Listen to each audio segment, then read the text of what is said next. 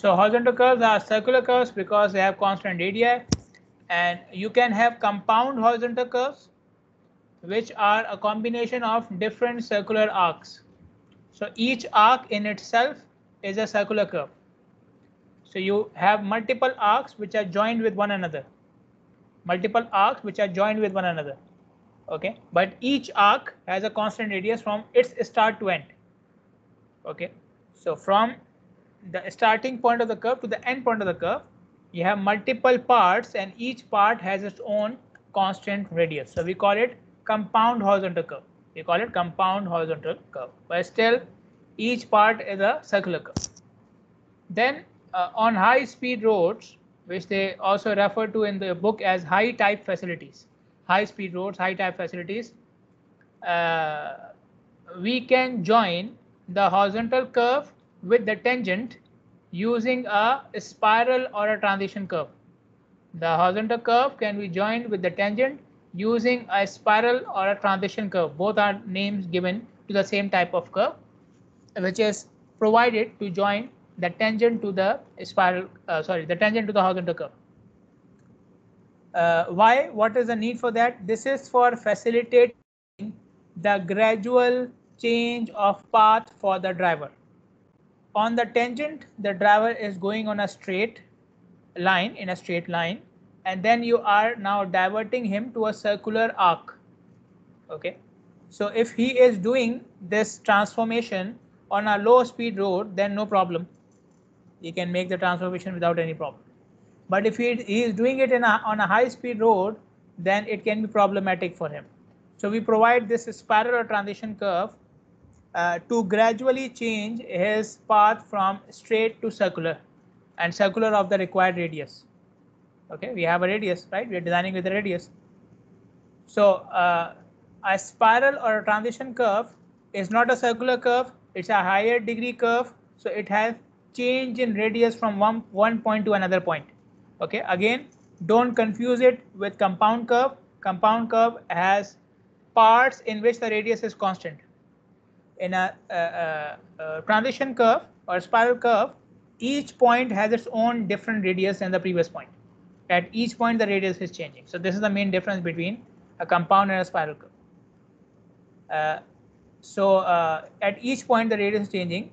The starting radius of the transition curve is equal to the radius of the tangent. Now you say tangent is a straight line, so it has no radius. No. Theoretically, every straight line has a radius, but that is so large that it goes beyond the boundaries of the universe. So we call it infinity. Infinity. So a tangent has a radius which is equal to infinity. So you are traveling on a radius of infinity when you are on a straight line. Okay, and then when you reach the spiral curve, the point where the tangent is meeting the spiral curve also is like a straight line. So it has a radius is equal to infinity. Then that radius is reduced from infinity to the radius of the horizontal curve which you have designed gradually from point to point, as I said. Starting with infinity, the next point will have lower radius, the next point will have lower radius, and the radius will keep on decreasing until you reach the end point of the spiral curve, at which point the radius of the spiral curve will be equal to the radius of the horizontal curve, the circular arc. Okay, so this is given on high speed roads because its design is complicated and its construction is also complicated. Design and construction of a spiral or transition curve is complicated. Okay, it requires more effort, more cost, and so on. So we do not give it where it is not required. For on low speed roads, it is not required. On low speed roads, the driver can manage even without a spiral curve. So you can see on high speed roads, it is more often given because on high speed roads, more chances of accidents and so on. So you can see I have been saying, I have been relating the horizontal curve with radius, right? So now tell me, if I increase the radius of the horizontal curve, am I increasing the severity or am I reducing the severity or sharpness of the curve? When the radius increases Am I increasing the sharpness or am I making the curve smoother? Tell me. It becomes smoother, Doctor, reducing Yeah, you are making the curve. Yes, you are making the curve smoother and wider. So radius increases, curve becomes smoother. There is another measure. There is another parameter which is related to sharpness of the curve, which is known as degree of curvature. Degree of curvature. Degree of curvature is directly linked with the severity of the curve. Okay, so it is inversely linked with the radius. Inversely linked with the radius, because we said radius increases, sharpness reduces, and wideness is increasing. Okay, smoothness is increasing. With the degree of the curvature, it is the other way around. When degree of the curvature increases, the sharpness increases. Okay, so sharpness can be directly measured or represented with the degree of the curve. Now, what is degree of the curvature? There are two definitions for degree of the curvature. One is called the chord definition, the other one is called the arc definition. Chord definition and arc definition. Okay, basic definition is degree of the curve is the angle made by a curve of 100 feet. Degree of the curve is the angle made by a curve of 100 feet. Now, what is the difference between chord definition and arc definition? In chord definition, the curve is 100 feet of chord length. So, according to chord definition, the degree of the curve is the angle made by a curve having a chord length of 100 feet. So, chord, this is straight length, is 100 feet. And in arc definition, it changes to the angle made by a curve having a curve length of 100 feet. A curve length of 100 feet. Okay. In highway design, we use the arc definition. In highway design, we use the arc definition. I've read it in an old book that the chord definition is used for design of railway lines. Okay, it was an old book. I read it once. I haven't used it since then, so I'm not sure if they are still following it or not. But for highway design, we use the arc definition. So for highway design, degree of the curve will be defined as the angle made by a curve having a curve length of 100 feet. Okay, a curve length of 100 feet. Now, how do I calculate the degree of the curve, and what is the relationship with the degree of the curve and the radius? For that, we will use the concept of similar arcs, like we use this concept of similar triangles based upon height. Similar triangles, right? In the same way, you can use the concept of similar arcs. So we said the horizontal curve is a circular arc. It's part of a circle. It's part of a circle. So you can see on this equation on the left hand side, the circumference of the circle, the complete curve length of the circle, 2 pi r divided by complete angle of the circle, 2 pi I upon 360, equals to the length of a 100 feet circle, a 100 feet arc, which is 100 feet, divided by the angle of that curve, which is d, degree of the curve. Okay, so length upon angle, the concept of similar arcs, length upon angle. Okay, so you take d on one side, everything else comes on the other side. You will have 100 into 360 upon 2 pi r. 100 into 360 upon 2 pi r. So r remains as it is, it's a variable, and 100 into 360 upon 2 pi will give you 5729.58 or 0.6. Okay, so as I said earlier, d is inversely proportional to radius. D is inversely proportional to radius. So if you have a circular curve, radius of 2000 feet, you want to know the degree of the curve, just simply put it in the equation and you will get the degree of the curve. It will be in degrees. Okay, so 2.915 degrees. Okay, got it? Some important characteristics or parameters related to horizontal curve. Again, something you have done in surveying and highway course as well. So here it is again. Here it is again. So we have three important points: PC, PI, and PT. PC, PI, and PT. PC is point of curvature, is starting point of the horizontal curve. PI is the intersection of tangents, point of intersection. Okay, and PT is the point of tangency, the end point of the horizontal curve. Okay, PT, point of tangency, or the end point of the horizontal curve. The external angle made between the tangents is called as, is denoted by delta, and we call it deflection angle. Okay, so a symbol is delta and we call it deflection angle. Okay, and it is also the angle which is made by the curve as well, delta. So deflection angle, the external angle made between the tangents, equal to the angle made by the horizontal curve as well. So can I say delta and D are the same? Is deflection angle and degree of the curve same angles? Are they the same angles? If you say yes, they are the same angle, raise your hands. If you say yes, delta and D are the same thing, raise your hands.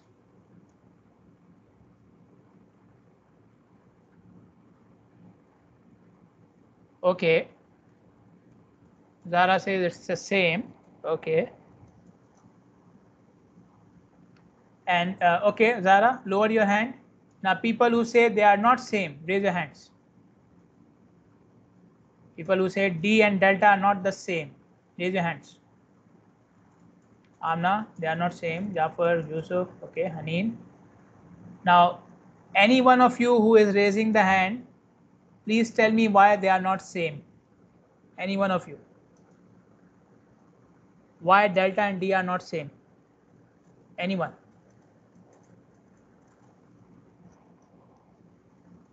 Let me encourage you. The answer is correct. Delta and D are not the same. What's the reason?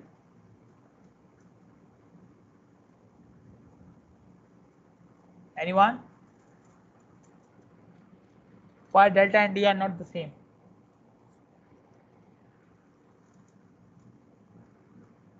Doctor, maybe D is delta is distance, however D is degree. No, both are the angles. Delta and One D is both. I mean one is radian and the other is No. degree. No. Anyone else has any other idea? The answer is correct. Delta and D are not same, but why?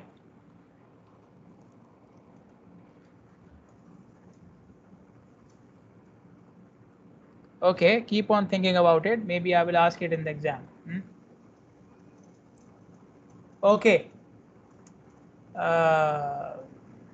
So then we see some lengths here, important lengths, PI and PC. The length distance between them is called as tangent length, T. Okay, PC and PI, the tangent length between them, the distance between them is denoted by T, and it is called as tangent length. And the same distance from PI to PT as well. So PC to PI T, and PI to PT is also T. Length of the curve is denoted by L. Length of the chord is denoted by LC. Okay, so this is the straight distance. LC is the straight distance. The angle between the tangent and the chord is half of delta. The angle between the tangent and the chord is half of delta. Okay, so if this is half of delta and this is delta, then in this triangle this will be 90 minus delta by 2. Okay, if you know the trigonometry, this will be 90 minus delta by 2, and so on. You know R is the radius. Okay, then you see E and M here, E and M. If you draw a straight line towards the center of the curve from PI, a straight line from the center of the curve, from PI to the center of the curve. Okay, then the point where this line intersects the curve, the point where this line intersects a curve, the distance between this point of intersection and PI is denoted by E. E. It is called as external distance or external ordinate. So external distance or external ordinate is the distance in a straight line between PI and the curve in the middle. Okay, obviously PI is you will get a straight distance when you are in the middle. And the distance between the chord and the curve in the middle, the distance between the curve and the chord in the middle is denoted by M, or it is called as middle ordinate. Middle ordinate. So the middle ordinate is the distance between the curve and the chord. Okay. Then these are the equations, okay, for different parameters: tangent length, length of the curve, middle ordinate, external ordinate, length of the chord. Okay, and you can see in all these equations I basically need r and delta. So if you have radius and deflection angle, you can find out everything related to the horizontal curve. Although here you see delta, here you see d in the equation of length of the curve, but we know that d can be converted to r. We have the equation between r and d. Okay, so d can be converted to r directly. Okay, let us look at this example.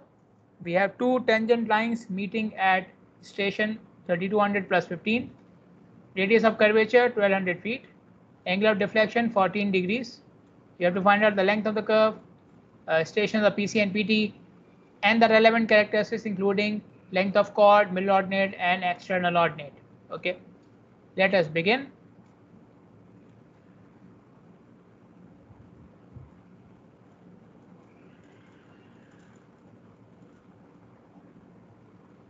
Okay, so they have given me the stationing of PI. Okay, and they are asking for PC, PT, and the characteristics of the curve.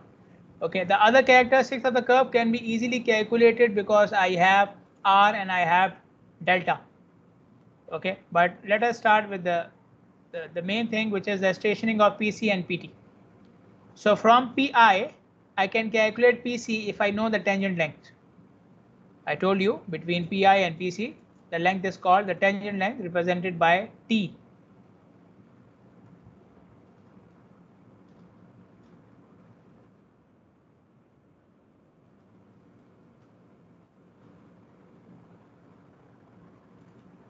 Okay, so T is calculated as R 1200 feet, tangent delta by 2. Tell me how much is it?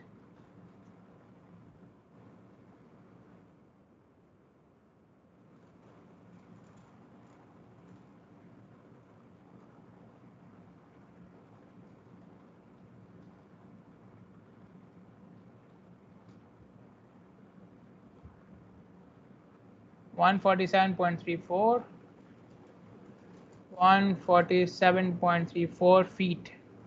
Okay, now PC will be PI minus T. Okay, so PI is 3200 plus 15 means 3215 minus 147.34. How much is it?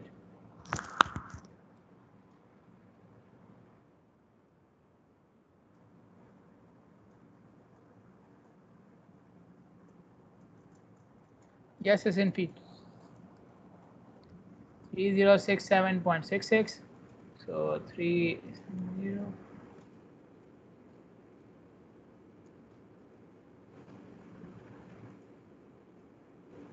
67. Okay. Now, for calculating PT, I can do two things. Let me go to the figure. This is PC and this is PT. Either I can do PC plus L, I can do PC plus L, or I can do PI plus T. Okay, I told you the distance between PC and PT is length of the curve, and the distance between PI and PT is tangent length. Okay, so I can either do PC plus L, or I can do PI plus T. Which one should I do? Which one of them should I prefer? Should I do the one with T or L? Should I use length of the curve or the tangent length? Which one should I prefer?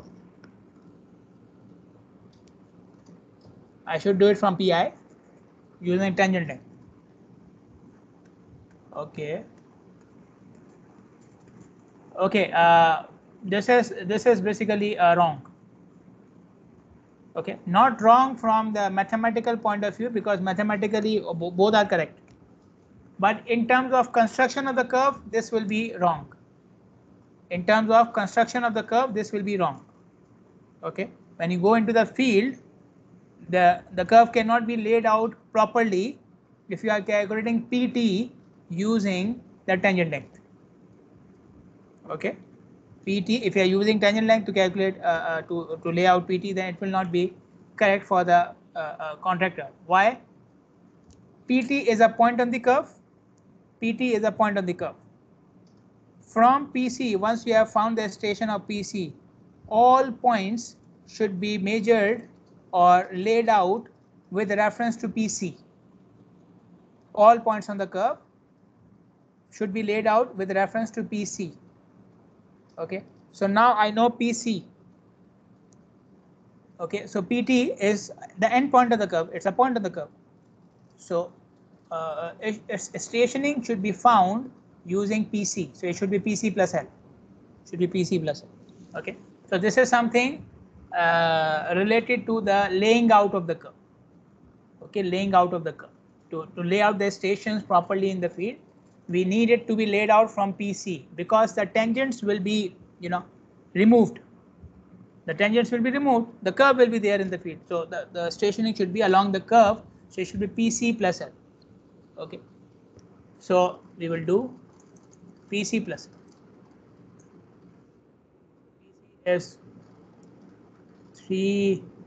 3067.66 plus L. I need L now. Okay, so L is 100 times delta upon D. I don't have D. So it's like a Pandora box. You are trying to calculate one thing and other things keep on popping up. Okay, so I need D as well then. So D is 5729.6 divided by R. Thankfully I have R. So how much is D here? Give me the value of D, 4.4. 4.4 degrees. Then you replace it here. How much is the length of the curve now?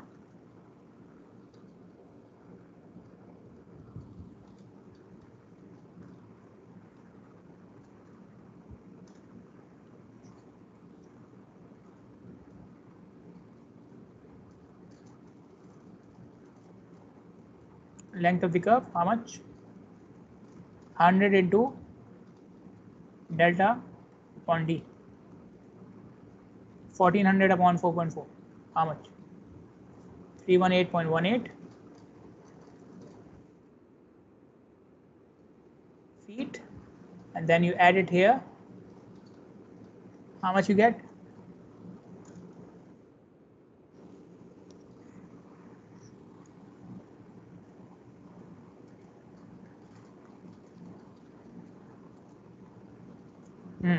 Okay.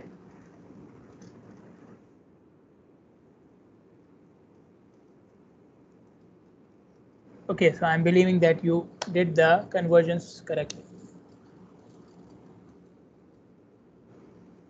Okay. Then we calculate the remaining things, which are LC and M and E. So LC is 2R sine delta by 2. So 2 into 1200 into sine delta by 2. Okay, then we have M. M is R 1 minus cos of 14 by 2. R is 1200. And E is 1200 bracket 1 divided by cos 14 by 2 minus 1.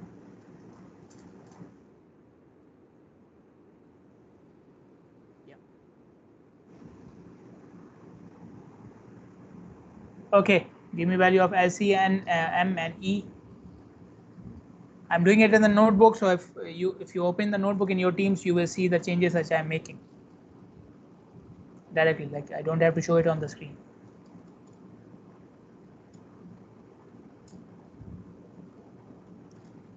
Okay, SES to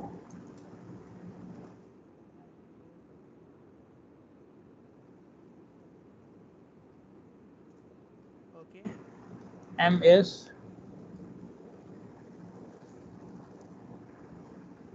8.94. Okay, and E is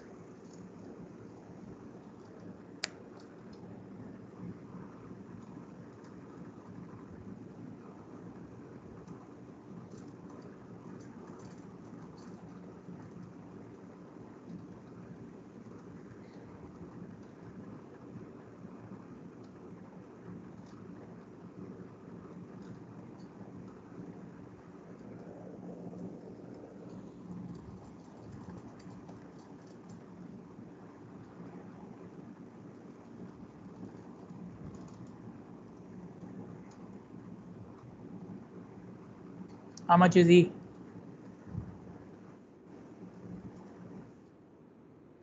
9.01. Okay. Okay. So I hope it was clear. If you have any confusion, can let me know. Now we come to the concept of super elevation. Okay, so super elevation is the raising of the outside edge of the road on the curvature. Okay, the raising of the outside edge of the road on the curvature so that uh, it facilitates the movement of the car along the curve. So your car is going in a straight line and now you are forcing it towards the curve.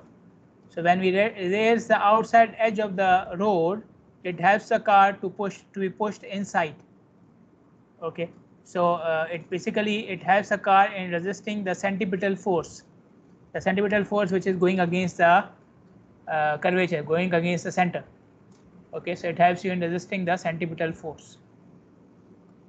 Uh, so we raise the outside edge so that the car is pushed towards the inside of the curve, Now super elevation is denoted by percentage or decimals, for example 4% or 0.04, and it can be calculated as total rise in the pavement edge from one edge to the other, total rise in the pavement from one edge to the other.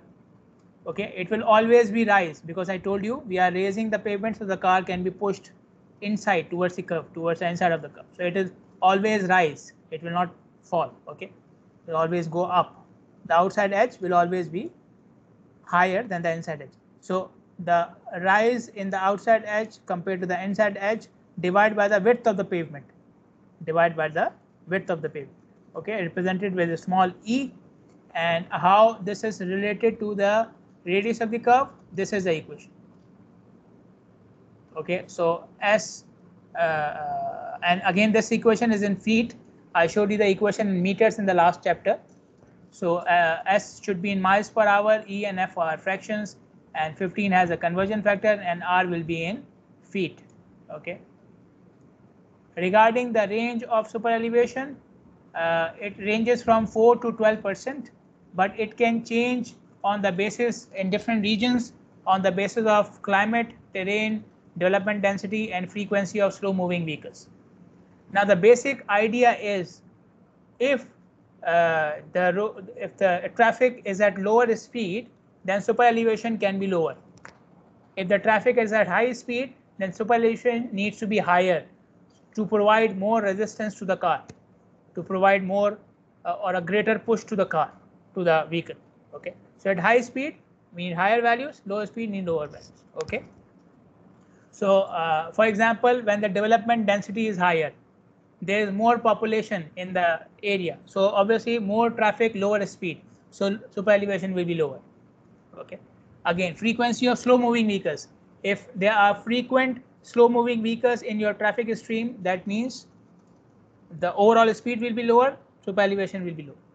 Climate, too much rainfall or snowfall, that means the pavement will be wet, so in that case the speed will be slower, and you have to avoid slipping of the vehicle as well, so super elevation will be lower.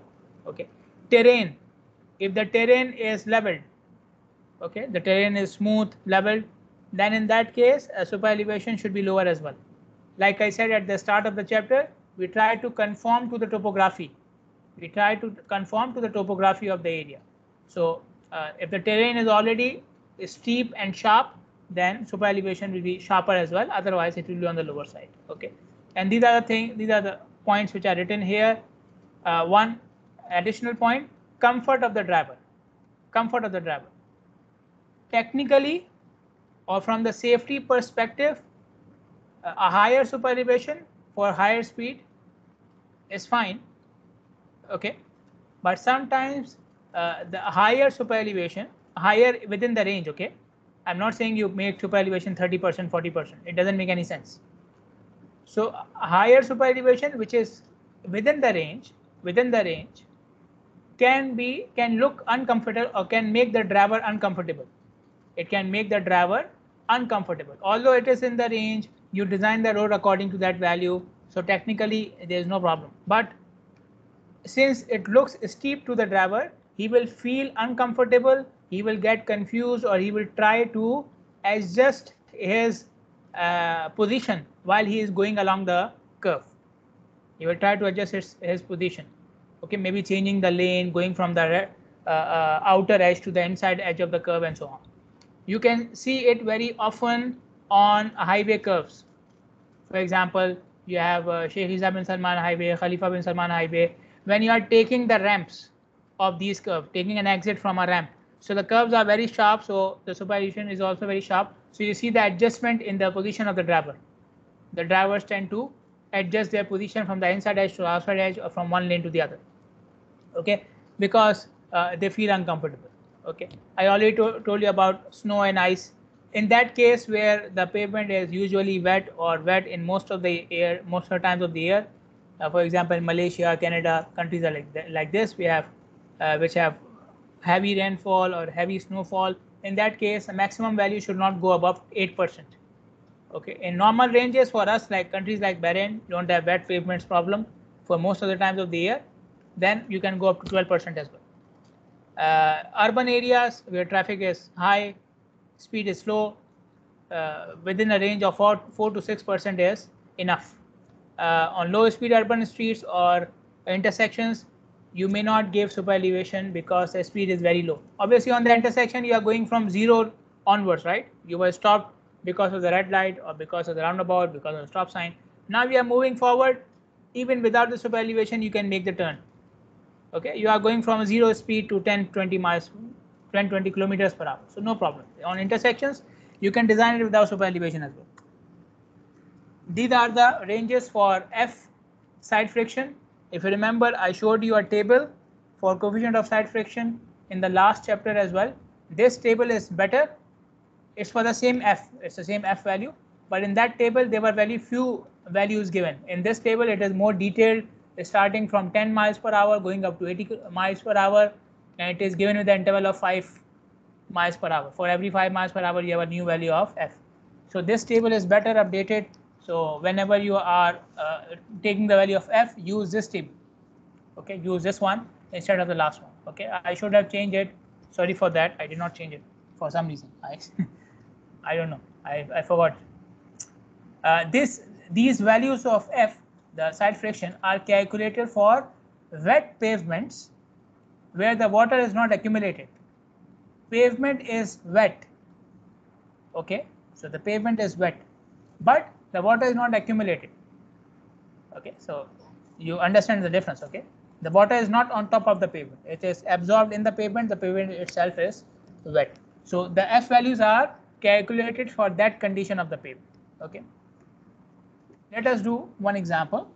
A roadway design speed 60 miles per hour, maximum super elevation is given. We need to find out the radius of the curve and the maximum degree of the curvature. Obviously, they are interrelated, right? We know radius and degree of the curvature are interrelated. So D is 4.8. I don't know. You can change it. Okay, but you have the equations. Just change the value and you can update the answers. Okay. So with this problem, so We know radius equals 60 square divided by 15 multiplied by 0.06, which is the super elevation given, and then I need the f value as well. So speed is given as 60 miles per hour. For 60 miles per hour, the f value is 0.12. 0.12. Okay. So tell me, how much is it?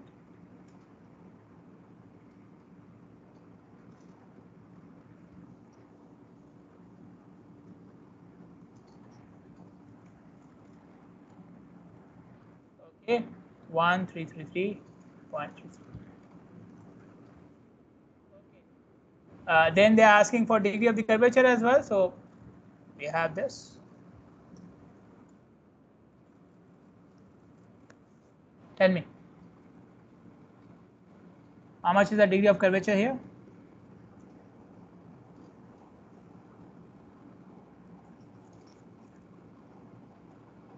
4.3. Again, it's in degrees. Okay. So this is how you solve it. Very simple, right? Very simple. Now a variation to the problem for the highway, same highway. Let's say super elevation is to be found. We want to find out super elevation, and the radius is fixed at 1500 feet. The radius is fixed at 1500 feet. We want to find out super elevation. What should I do? So I will use the same equation, right? I will use the same equation. I just rearrange the equation for super elevation. So E is to be found.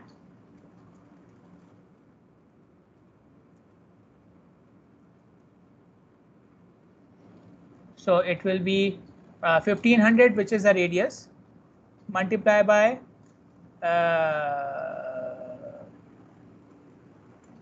15 divided by 60 square, which is the speed, minus the f value, which is 0.1.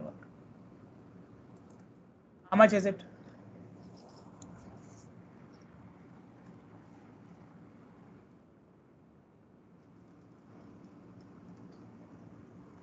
$4.29. Is it the D value or the E value? 6.13. E is 6.13. E is 0.04. I am not sure. E should be, if it was 6, now it should be less. 6.13 is what? E?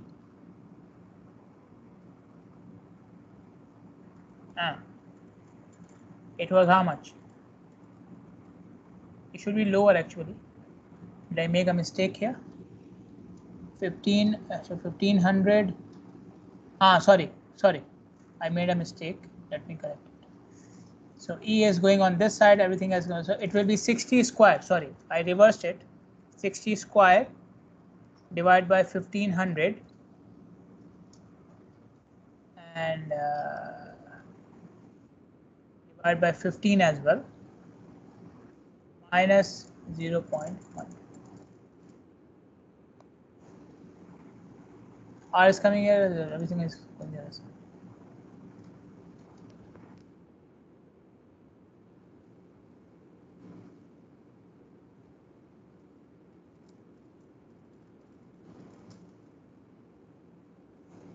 Go there, come on this side.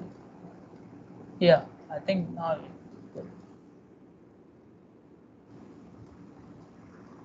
0.04, yeah.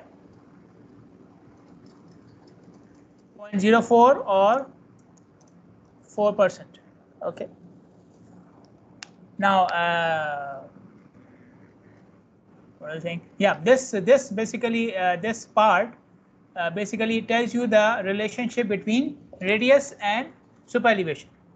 So when super elevation was higher, you can manage a lower radius, a more severe curve. Okay, but when you fixed the radius at a higher value, then you can actually reduce the super elevation. Okay, so super elevation, radius are inversely proportional to each other. If you have lower radius, then you need to increase the super elevation, and vice versa. Or if you want to maintain, or if you are designing a wider curve, a smoother curve, then you can manage with a lower super elevation. Okay, whichever makes sense, whichever way, whichever the explanation makes sense to you. Okay, so super elevation radius are inversely proportional. Wider curves do not need high super elevation and vice versa. Okay, even if you are maintaining the high speed, even if you are maintaining the high speed. Any questions, any problems, any confusion, anything you want to say or suggest?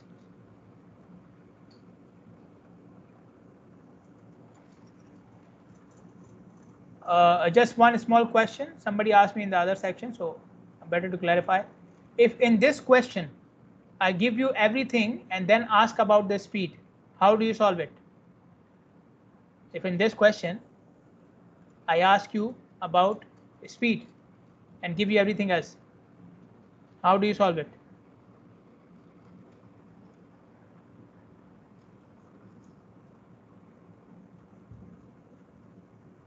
For that, if you cannot remember, we did one example like this in the previous chapter. Okay, so another variation to this example is that you don't have the speed. I give you the other things, radius and super elevation, ask you for the speed. So how do you solve it? Go back to the last chapter which we did, and there was an example about this. Okay, radius super elevation was given and you are finding that speed. Okay, so it will be solved in that manner. Okay, so I'm trying to relate both the chapters. Okay, we cannot do each and every example in each and every chapter. Okay, so I hope it is clear. Thank you for listening, thank you for participating, and see you inshallah on Sunday. Have a nice weekend. Assalamu alaikum. Yes, you are welcome. All of you are welcome.